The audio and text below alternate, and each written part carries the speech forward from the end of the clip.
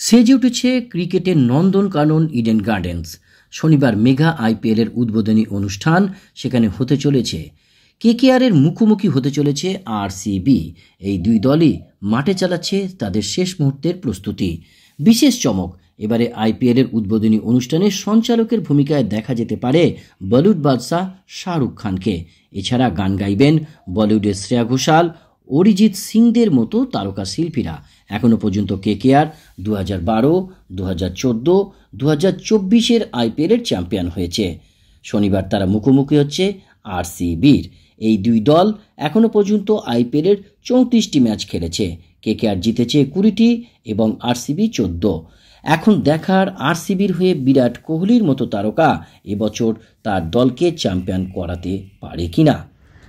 দৈনিক সংবাদ প্রবাহের জন্য ক্যামেরায় অর্তি ব্যানার্জির সঙ্গে কে মল্লিক, কলকাতা।